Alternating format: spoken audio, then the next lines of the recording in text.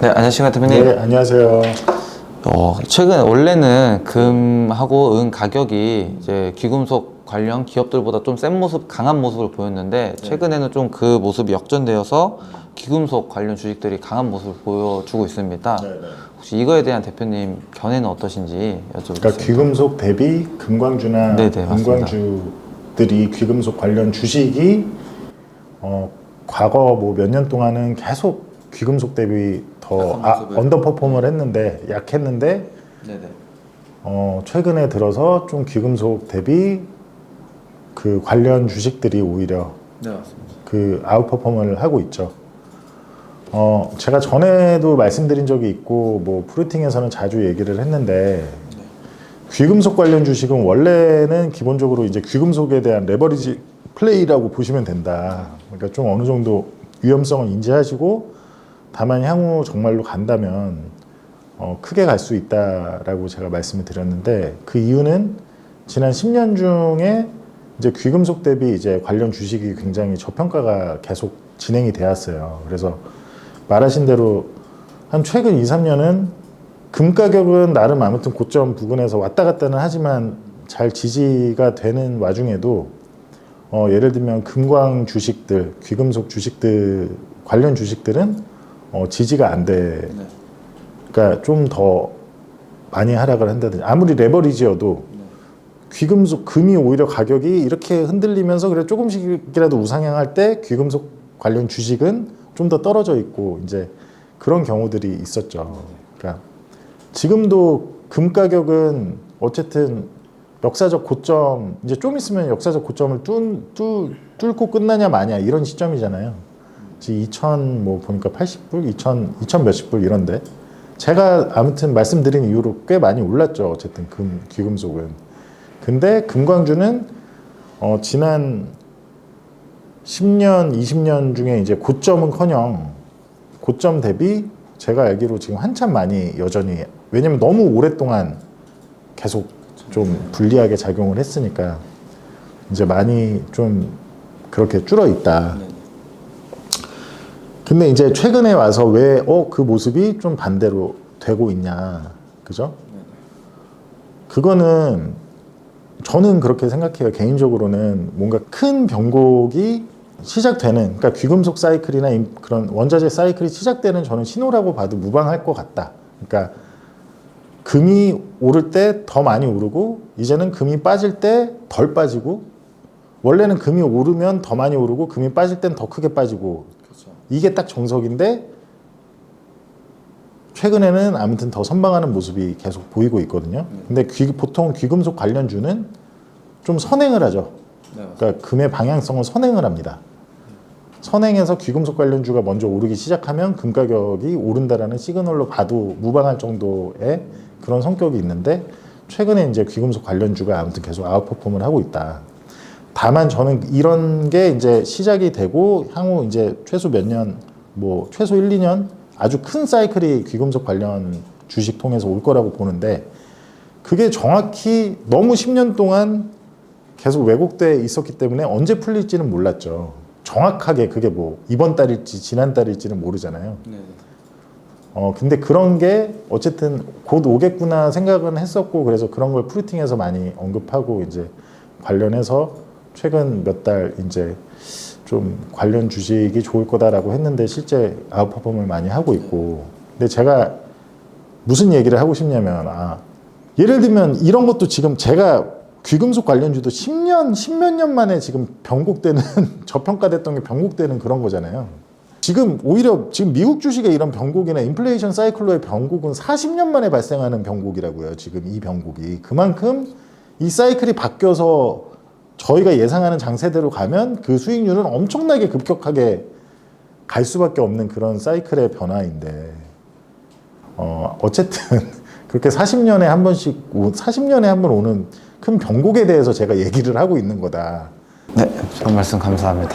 그래서 일단 잠깐 간략하게 정리를 하자면 이 귀금속 관련 주식들이 금이나 은보다 강한 모습을 보이고 있는 것이 과거와 다른 이제 변곡의 시그널로 보시고 있다라고 간략히 정리하고 다음 질문 넘어가도록 하겠습니다. 최근에 파월이 금리 인하 발언을 했었죠. 네. 예, 그리고 그 이후로 연준 이제 위원들이 나와서 이제 그 말을 이제 수정하고 있는데 그거에 대한 대표님의 생각은 어떠신지 그것이 궁금합니다. 연준 위원들이 이제 좀 너무 같다고 뭐 다른 데서도 다뤘겠지만 너무 같다고 보는 거죠. 그러니까 좀 실수했다. 그러니까 어떤 시장 반응도 그렇고 지금 벌써 뭐 연준에서 세 번 정도 가능성이 있다고 파월이 얘기했는데 점도표에서 이제 그거를 뭐 시장에서 6번 정도로 이미 반영을 하고 있으니까. 근데 그런 다른 위원들 뭐 어떻게 보면은 저도 사실 왜 저러는지 모르겠어요. 왜 굳이 이미 다 사전에 점도표도 다 같이 찍고 한 건데 파월이 애초에 좀 조심을 했던지 아니면 저런 식으로 뭔가 톤앤 매너를 좀 조절하는 것도 같고. 근데 뭐 어쨌든 효과가 없죠. 이미 시장은 다 알아버렸는데. 근데 제가 계속 말하는 게 기대 인플레이션을 올리게 된다고요. 그래서 제가 전부터 얘기한 게 피벗을 할 때가 제일 위험하다. 단기적으로는 이렇게 오를 수 있으나 피벗을 할 때가 제일 위험하다라고 이제 거듭 말씀을 드렸는데 그 부분을 잘 기억하시고 지금 이제 그 피벗이 할 때 제일 위험한 거를 볼 수 있는 이제 가장 선행적인 지표가 원유 가격일 거다.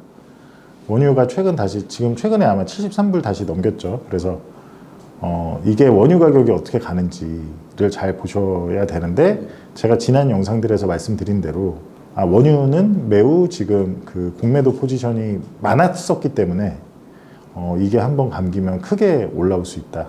예, 그렇게 좀 아무튼 크게 원유가 상승할 수 있는 그런 상황이다. 뭐 아주 단기적인 플럭추에이션이 있을 수 있지만 저는 아무튼 그렇게 봅니다. 네. 대표님이 저번 영상에 파월의 이런 금리 인하 발언이 가장 큰 실수라고 말씀하셨는데 네네네. 그러면 최근에 이런 연준 위원들의 이런 발언들이 네네. 좀 이런 잘못된 이런 언급을 수정을 못할 거라고 생각하신가요? 그러니까 시장이 지금 시장에서 프라이싱이 전혀 수정을 못 하고 있어요. 예. 시장에서 지금 뭐 아까 말하신 왜 귀금속 관련주 왜 요새 금광주가 이상하게 지난 몇 개월이나 뭐 다르게 금에 비해서 더 좋나요? 떨어질 때도 덜 떨어지고 레버리지 플레이인데 뭐 예를 들면 그런 부분이 이제 거기서 나타난다. 네네. 그리고 뭐 금강주뿐만 아니고 아직 채권 시장에서 프라이싱하는 브레이크이븐이나 기대 인플레이션은 안 올라가고 있는데 그거는 결국 이제 원유가 오르면 올라갈 수밖에 없거든요. 근데 원유가 어쨌든 물론 원유는 그 전부터도 좀 바닥에 계속 있었으나 어쨌든 네 그런 좀 지금 여러 측면에서 이제 그런 게 나타나고 있죠. 그 인플레이션이 다시 재발할 수 있는 그런 리스크를 굉장히 많이 함의하고 있죠. 근데 인플레이션이 설령 뭐 다시 저희가 예상하는 것처럼 2차 스파이크 형태로 안 나타난다라고 하더라도 3에서만 잘 안 떨어진 애가 되면 지금 미국은 아주 심각한 재정 문제가 있잖아요. 제가 지난번에 파월이 그렇게 선회한 이유는 결국에 이 롤오버 되는 이제 부채가 굉장히 많은데 내년에 굉장히 1경이 넘습니다. 지금 8트릴리언이 넘으니까 1경이 넘는 전체 부채에 지금 미국이 전체 발행한 부채의 4분의 1가량이 4분의 1이 넘는 물량이 내년에 빌스까지 다 포함해서 롤오버가 되는데 그때 금리가 다 높아버리면 문제가 되잖아요. 그렇죠. 그러니까 어느 정도 이제 특히 장기물 발행을 이제 다시 늘려야 될 텐데 이제 그런 부분이 있다라고 보는데 어쨌든 굉장히 위험하다. 왜냐면 인플레이션이 3 아래로 잘 안 떨어지겠네라는 뉘앙스만 발생하더라도 그럼 그게 무엇을 포함하냐? 예를 들어 원유 가격만 그러니까 인플레이션 수치가 오르기 전에 원유 가격만 팍팍 만약에 이게 뛴다면 그거 자체가 주식을 끌어내릴 거라고 저는 전망을 합니다. 현재로서. 이해되시죠? 네, 이해됐습니다. 왜냐면 팍팍 튀어오르는 걸 보면 이거 인플레이션 가겠네? 라고 다시 시장이 기대 인플레이션과 두려움에 쌓일 거기 때문에 물론 원유가 막 오르고 그게 수치로 나오기까지는 어느 정도 시차가 있을 수 있으나 그 자체가 시장에 크게 충격을 줄 수 있다. 근데 제가 지난 영상에도 말씀드렸지만 이제 후티 반군이나 이런 지금 아주 지정학적인 그런 위험도 아주 크게 남아 있고 지금 해운사들도 그래서 다 그 요새 들어가지고 이제 다 돌아가겠다. 이제 그쪽 홍해를 아예 운항을 안 하겠다 계속 이렇게 발표를 하고 있잖아요. 그래서 굉장히 사실은 지정학적이나 여러 가지로 위험한 상황인데 너무 나이브하다. 주식 시장이 미국의 주식 시장이 미국의 일부 나스닥이나 S&P 같은 주식 시장이. 네, 아무튼 그거는 몇 달 보시면 이제 나오지 않을까 싶은데 저는 굉장히 강하게 보고 있습니다. 개인적으로. 그래서 대표님 말씀을 또 간략하게 한번 정리하고 다음 질문으로 넘어가자면 이제 파월의 금리 인하 발언이 이제 쉽게 진화되지 않을 것이다. 그리고 그로 인해 가지고 파월이 아니라 이제 다른 위원들이 파월의 금리 인하 발언을 진화하려고 한 게 잘 쉽게 먹히지 않을 거예요. 네, 그리고 네. 그 결과로 기대 인플레이션이 오를 가능성이 굉장히 높다. 원유가 상승해야 됩니다. 아무튼 네네. 거기에는. 네. 네. 저희는 상승할 걸로 보기 때문에 아주 근시라는 게 뭐 한두 달 안에도 굉장히 크게 움직일 여지가 있다고 보고요. 네. 그래서 지금 굉장히 기대 인플레이션이 튀어오를 만한 잠재적 리스크가 많다고 잠재적 리스크가 아주 이제 많은 네, 상황이죠. 많은 예. 걸로 지금 대표님은 네. 전망하고 계십니다. 지금처럼 피벗을 한 상태면 원유만 튀어도 아주 큰 문제가 된다. 네, 그렇죠. 네, 네. 주식 시장에 바로 프라이싱이 될 수 있다.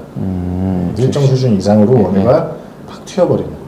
네. 그건 주식시장이 굉장히 지금 위태로운 상태라고. 그러니까 아주 아슬아슬. 만약에 네. 말씀드렸듯이 원유에 저희가 뭐 포지션을 많이 하고 있지만 포지션을 하고 있어서 그런 게 아니라 실제로 원유가 그렇게 튀면 주식시장 그렇죠. 장기금리와 주식시장에 바로 프라이싱이 될 수가 바로 그러니까 어떤 원유가 튀고 나서 물가 지표가 나오기까지 기다리는 게 아니라 원유가 튀는 동시에 바로 장기금리와 주식시장에 영향이 갈 수 있는 상황이다.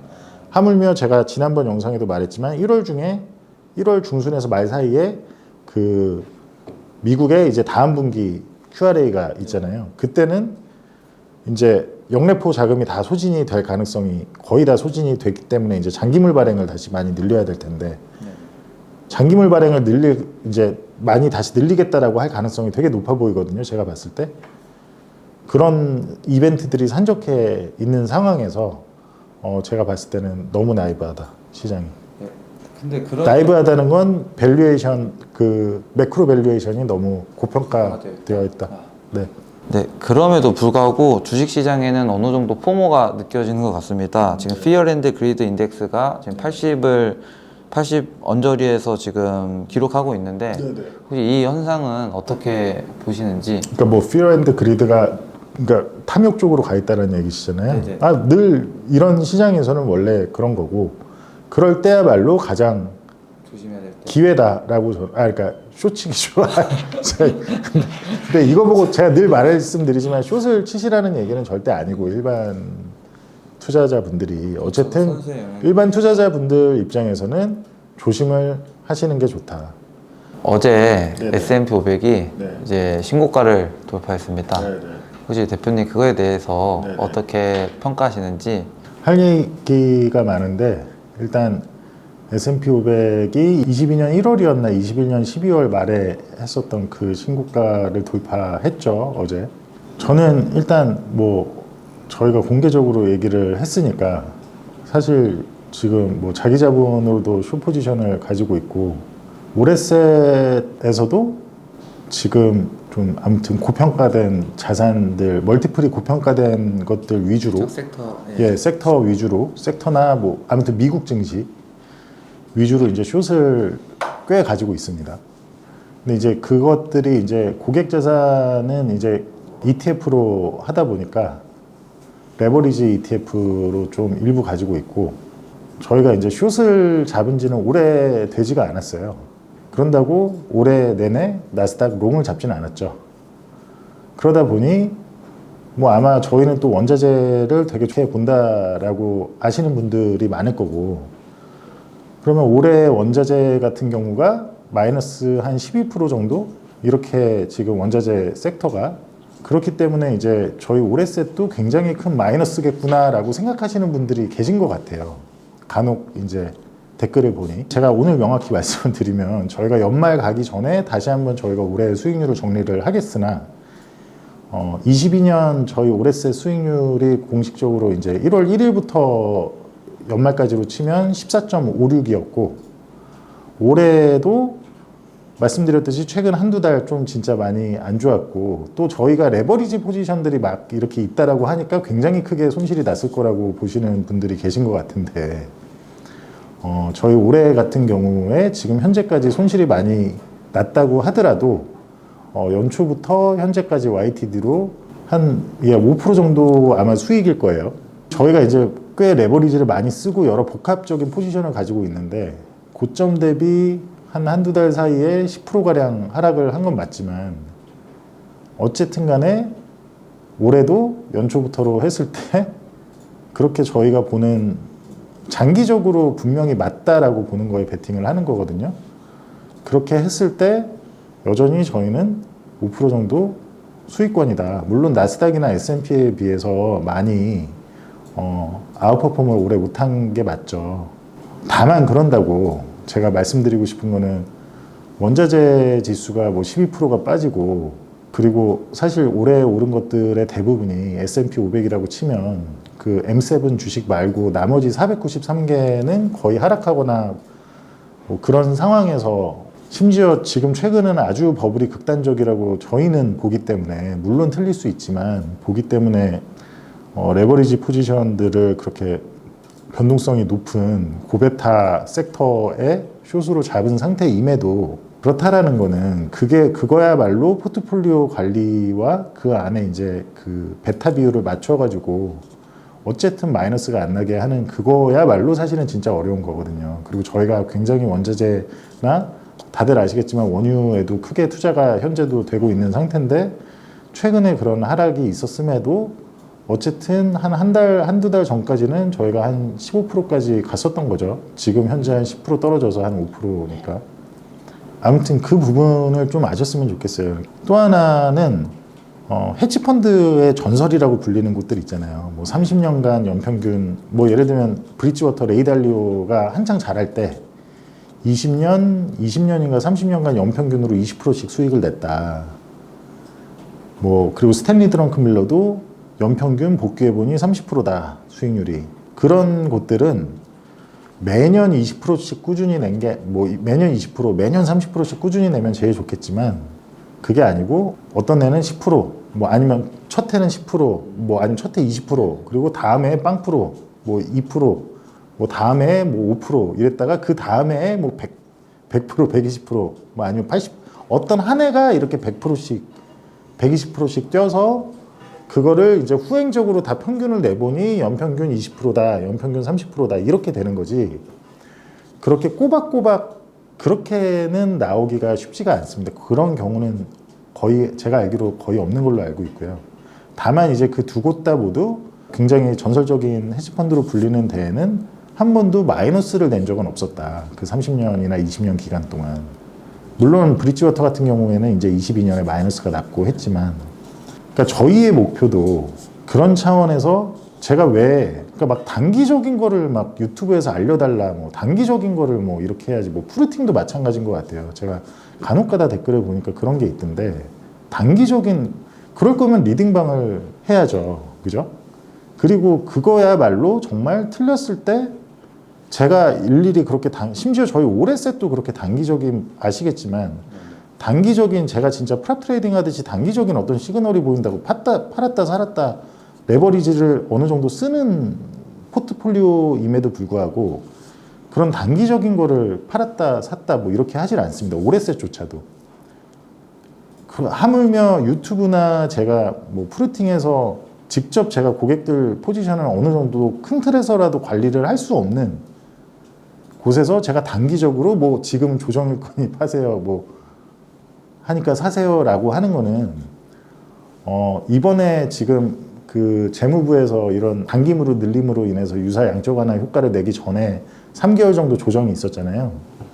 그때는 제가 이례적으로 방송할 때 얘기를 한 거지만, 그때 올해셋조차도 그런다고 해서 포지션을 바꾸지 않았어요. 조정이 올 때는 저희가 좋은 포지션이었고, 나중에 재무부에서 단기물을 많이 발행하기로 해서, 그게 이제 10월 말이었나요? 뭐 10월 초였나? 이제 당분간 더 주식이 갈 거다 라고 했을 때 그때 제가 유튜브에서 그렇게 얘기하고 했지만 그런다고 해서 제가 오레세 포트를 바꿨냐? 바꾸지 않았습니다. 물론 거기에는 그렇게 주식이나 위험자산이 갈 거다라고 하면 원자재도 같이 갈 거다라는 믿음도 좀 있었지만 물론 그때 당분간 원자재는 오히려 안 갔죠. 안 가고 뭔가 막 유가는 계속 누군가가 치는 것 같이 이렇게 사실은 헤지펀드들이 계속 쳤던 거고 근데 어쨌든 그게 맞든 아니든 그게 아니었다고 해도 아마 저는 안 바꿨을 거예요. 왜냐하면 그거는 도박을 하는 겁니다. 그러니까 투자자라면 파월이 예를 들면 지금 갑자기 피벗을 한 게 굉장히 저는 아주 큰 도박을 했다고 보거든요. 얼마 전에 그 다른 전 연준 총재도 얘기해서 그 얘기를 했던데 그거와 똑같이 저희가 저희 고객들의 포트를 상대로 도박을 하는 거라고 저는 생각을 합니다. 그게 트레이딩은 아주 정말 파생은 아주 쉽게 넣었다 나왔다 할 수 있기 때문에 손절 라인도 짧게 잡을 수 있고 뭐 이걸 할 수 있기 때문에 그 정도 도박을 할 수 있어요. 어차피 확률로 계속 이게 샀다 팔았다 하는 거기 때문에 확률 싸움이니까. 근데 어떤 장기 현물 포트폴리오에서 뭐 끼케야 뭐 2배짜리 뭐 많을 때는 3배짜리 레버리지를 쓰는 환경에서 그런 것 때문에 장기적으로 그래봤자 이거는 한두 달, 두세 달 갈 이벤트인데 이거를 포트를 바꾼다? 이거는 도박이라고 보고요. 물론 이제 제가 예상했던 반등폭보다 더 올라오고 너무 급하게 상승해서 이제 레버리지 숏 포지션을 추가를 이제 추후에 최근 했으나 그런 부분에서 손실이 최근 이제 주식이 많이 올라가고 있으니까 손실이 나고는 있죠. 그런 걸 감안해도 수익이 어쨌든 연초 대비로 5%뭐 최소한 마이너스는 아니다 그리고 아닐 수밖에 없다라는 걸 계산해서 저희는 포트를 구성을 하는 거니까 그거를 일단은 저희 오레세 고객분들도 제가 뭐 개별적으로 다 말씀을 드릴 수는 없으니까 정확히 인지를 해주셨으면 좋겠고 저희 유튜브를 보시는 일반 분들 중에 간혹 가다가 이제 그런 어떤 제가 봤을 때 뭐 제가 심지어 돈도 안 받는 리딩방을 할 이유는 더더욱 없고 그리고 투자를 그런 식으로 해서는 절대 안 됩니다. 저는 예를 들어서 누가 문의를 한다면 지금이야말로 정말로 하기 좋은 때라고 정말 저는 자신 있게 말씀드려요. 오히려 저희가 마이너스가 나고 있었다? 더 하기 좋은 때죠. 왜? 투자라는 건 어쨌든 왜곡된 시점에서 들어가서 기다리면 단기적인 변동성이 어떻든 기다리면 그 왜곡된 게 정상화가 되면서 큰 수익을 보는 게 그게 투자 아닌가요? 그게 진짜 해치 펀드가 해야 될 투자인 거지. 앞으로 S&P 500이 설령 10%를 더 가든 나스닥이 10%를 더 가든 뭐 그럴 수 있겠죠. 근데 그거에 대한 대응 영역은 하겠지만 결코 그거를 쫓아갈 마음은 저는 절대 없습니다. 그 정도로 저는 지금 시점에서는 굉장히 고평가다라는 거를 확신하고요. 반대로 저희가 숏은 할 수 없는 그냥 롱 온리 펀드라거나 뭐 자문이라면 저는 중국이나 일부 그런 데는 뭐 단기적으로 미국이 크게 하락할 때 뭐 조금 할 수 있겠지만 너무 싸서 저는 산후 적극적으로 할 수 있을 것 같아요. 제가 올해 저희 수익률이 아시겠지만 뭐 중국 그렇게 작년 10월에 쌀 때 저희는 미국 대신 주식 롱으로는 중국을 택했죠. 좀 이게 그런 코로나 락다운이 오래 길어지고 하면서 좀 그런 아주 중국은 오히려 미국 그렇게 갈 때 반대로 완전히 디커플링 돼서 반대로 갔는데 어떻게 보면 그런 게 이제 다 원자재에도 영향을 끼치고 한 거지만 저는 정말 내년이야말로 완전히 저희 한 1년 지연됐던 흐름이 정상적으로 가는 아주 중요한 시기다라고 생각을 하고 정말로 지금 끝이 보인다. 제가 과거에도 말씀드렸지만 늦어도 1월 안에는 시작이 될 거라고 본다. 아무튼 내년 1분기 안에는 1분기 3월 15일이 내년 이제 1분기 옵션 만기일이에요. 이제 엊그제 이제 올해 4분기 옵션 만기일은 끝났고, 근데 이제 내년 3월 15일 안에 큰 하락이 발생이 해 있을 거다로 볼 정도로 밸류에이션이 매우 위태롭다. 미국 주식 뭐 여러 가지 시장 심리도 그렇고 아무튼 그렇습니다. 네, 제가 뭐 얘기하다가 사실 제 얘기만 막 했는데 관련해서 그래서 S&P 500이나 나스닥이 전고점을 뚫을 것까지는 저도 생각을 못했습니다. 못했는데 이게 정말로 그러면은 계속 갈 거냐라고 한다면 정말 최악이면은 제가 완전히 틀렸다면 한 6개월 정도 더 갈 수도 있을 것 같아요. 정말로 저희 지금 포지션이 완전히 저희가 지금 베팅하고 있는 포지션이 완전히 틀렸다면 그러면 그걸 6개월까지는 저희도 뭐 숏 포지션이나 이런 걸 기다리진 않겠죠. 결정을 내리겠죠. 다만 제가 봤을 때는 5, 6개월 안에 저희가 정말 틀리면 뭐 예를 들면 내년 6월 정도까지 더 상승할 수도 있다라는 건데 그럴 만약에 그 정도의 판단이 내려지면 당연히 숏 포지션은 정리를 하겠죠. 그런다고 해도 제가 확실히 장담할 수 있는 거는 이게 정말로 뭐 작년 10월이 앞으로의 완전히 향후 뭐 10년간의 바닥이었고 앞으로는 우상향 할 일만 남은 거니 완전 그쪽 매수로 전향할 일은 절대 없다. 그리고 저는 저희를 시청하시는 구독자분들도 그런 잘못된 판단은 지금 안 내리셨으면 좋겠다. 예, 그렇게 정리를 하는 게 좋을 것 같아요. 아무튼 뭐 자세한 거는 그거에 대한 근거는 저희가 프루팅에서 계속 쓰고 있고 지금 새로 지금 제가 또 지금 작성 중이라 금방 올라갈 건데 시장 전망도 그렇고 아무튼 그렇게 생각을 합니다. 예, 저희 특히 유튜브는 네. 정말 그 트레이딩 관점이 아니라 중장기적인 그런 유튜브뿐만 아니라 프루팅도 네네. 물론 프루팅은 대신 그 근거나 조금 더 그래도 그 타이밍 뭐 아무튼 조금 더 상세하게 들어가고 그렇죠. 네, 뭐 말씀하세요. 네네. 예, 저희 특히 프루팅을 포함해서 특히 유튜브는 예. 저희 트레이딩 관점이 아니라는 점을 조금 분명히 알아주셨으면. 어쨌든 지금 무엇이 위험한지를 저는 좀 그런 논리 무엇이 위험하고 무엇이 좋고 그런 거에 대한 논리를 가져가셨으면 좋겠어요. 그거에 대한 판단은 이제 본인이 최종적으로 하셨으면 좋은데 좀 논리를 가지고 생각을 하시고 정말 지금이 굉장히 위험한 시기일 수 있다. 아무튼 그렇게 말씀을 드리겠습니다. 아 그리고 제가 어떻게 보면 트레이딩은 사실 프랍 트레이딩 뭐 매크로던 이거는 제가 20년 뭐 10년 넘게 아무튼 제 쌓아온 어떻게 보면은 그거야말로 제일 자신 있는 단기 트레이딩은 그런 거거든요. 근데 그거는 저희가 실제로 내년 1월, 2월 중에 강의를 할 계획입니다. 유료 굉장히 근데 제가 쌓아온 전부 어떤 그런 이거를 요청들이 꾸준히 있어 왔어요. 근데 한 번도 인 적이 없었는데 제가 정말로 프로로서 그로서 쌓아온 전부를 정말로 어떻게 보면 이거는 정말 어떤 매크로에 대한 그런 걸 강의하는 게 아니라 그렇죠.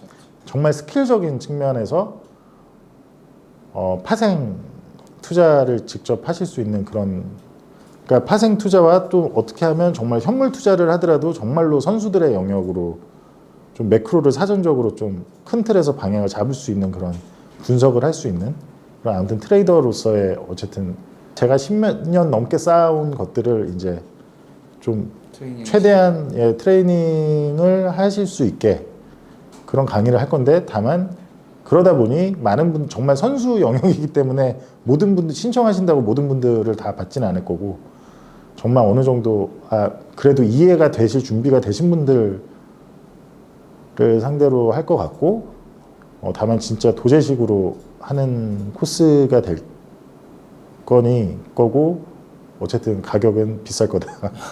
저는 뭐 워낙 스트레이트하게 얘기하는 스타일이니까.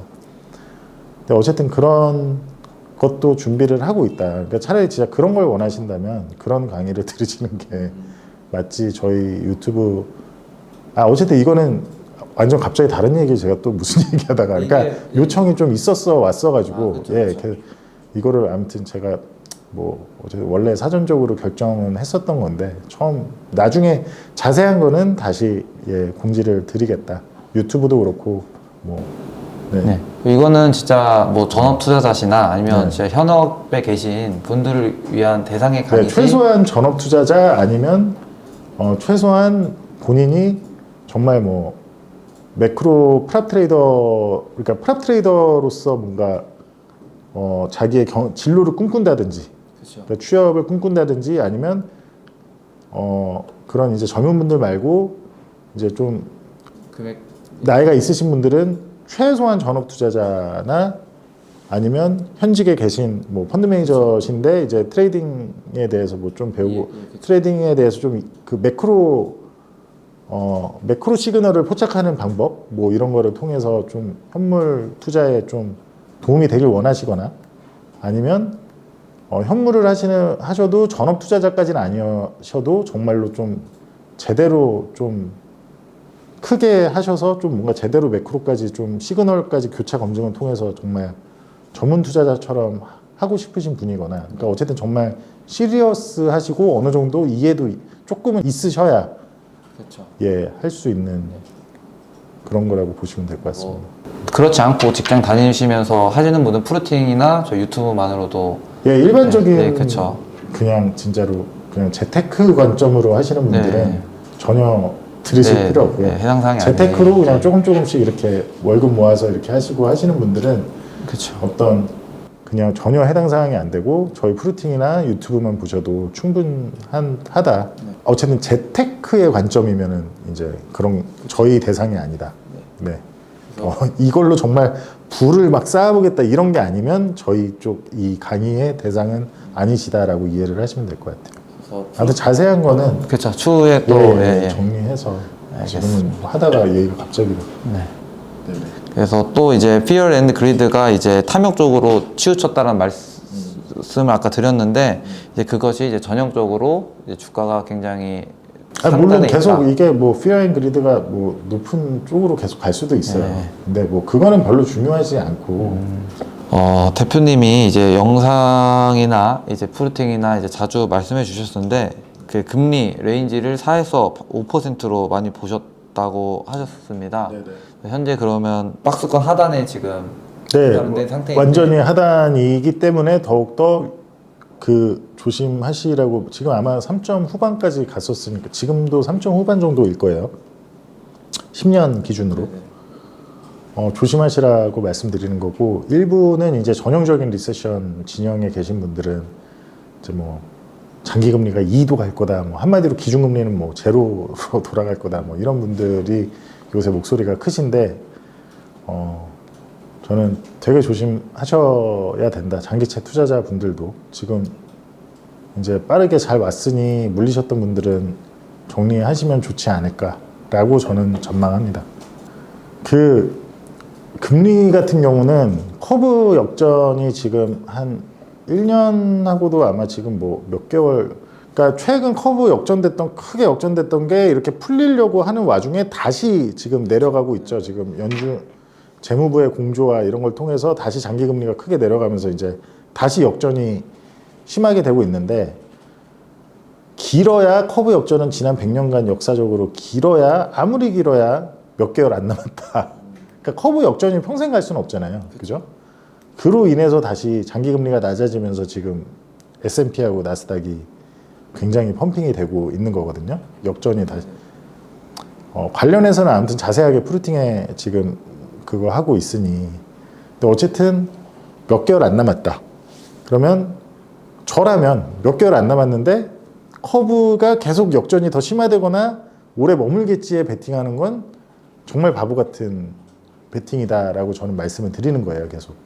어쨌든 장단기 금리 역전된 거는 결국에 어느 시점이든 풀릴 수밖에 없고 제가 보기에는 아주 얼마 안 남았는데 이게 풀리는 과정에서 올라가는 과정에서는 지금 S&P 500과 나스닥은 굉장히 위험한 상태이다. 상태다. 네, 그렇게 말씀드리겠습니다. 네, 알겠습니다. 저희가 지금 S&P 500의 최근 상승 랠리 그리고 이제 금보다 강한 귀금속 관련 주식들 그리고 파월의 금리 인하 관련된 발언까지 좀 종합적으로 시장에 대한 이슈에 대한 대표님의 의견을 들었습니다. 그래서 그리고 이러한 의견들은 전부 좀 중장기적인 뷰라는 늘 그런다고 제가 그냥 오늘 딱 얘기할게요. 원래는 저희가 되게 장기적으로 얘기 많이 하는데 저는 진짜로 지금 굉장히 별로 장기적이지가 않습니다. 그러니까 정말 조심하시면 좋을 것 같아요. 네. 예, 만약에 특히 그리고 절대 원래 투자 안 하셨는데 막 포모 와서 그쪽으로 생각하시는 분들은 안 그러시는 게 좋을 것 같습니다. 네, 그래서 단기적으로도 그렇죠.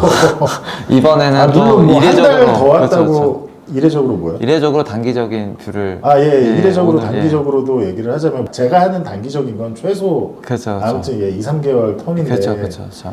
예, 아무튼 40년 만에 게 바뀌는 시점이다. 그게 22년부터 쭉 바뀌는 게 맞았는데 중간에 제가 봤을 때는 연준이 뭐 BTFP 하고 재무부가 막 이런 식으로 꼼수 부리면서 1년 연장이 됐다. 네네. 근데 제가 말하는 그런 스태그플레이셔너리한 시장이 아주 임박해 보인다. 라고 말씀드리겠습니다. 그래서 좋은 말씀 네. 감사하고 또 좋은 이야기 네. 있을 때 또 영상으로 찾아뵙도록 하겠습니다. 알겠습니다. 네네. 네, 마무리하시죠. 네, 수고하셨습니다. 네, 감사합니다. 네, 수고하셨습니다.